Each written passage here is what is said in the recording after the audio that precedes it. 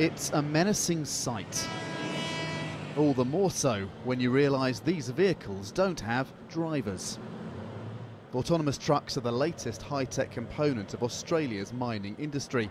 Sophisticated GPS direct them, and onboard computers drive them 8 kilometres to within a few millimetres of where they're needed. There they wait their turn, patiently.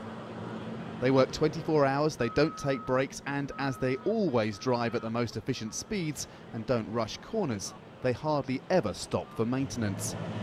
Trucks are just part of the story. The mining company Fortescue says this new iron ore mine will be the most efficient in the world. The mines you see here at Solomon are world-class mines, and they're well down in terms of the global cost curve, which gives us a lot of headroom compared to other producers globally.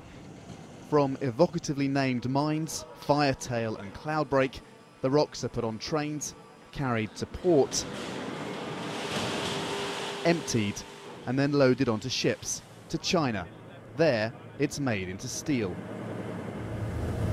Each of these ships is loaded with 180,000 tonnes of iron ore. That's enough to make the steel to make the Sydney Harbour Bridge 3 times over.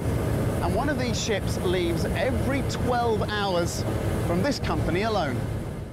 Mining 155 million tonnes a year, as Fortescue aims to, will bring in more than $20 billion of revenue.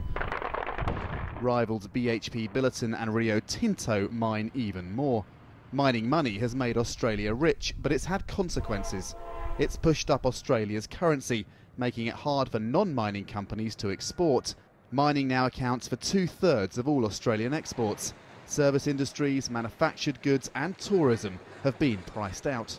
So in a sense, our export base has become more like that of a developing country, and that means we are hugely exposed to a downturn in commodities and a slowing in China's demand for these raw materials.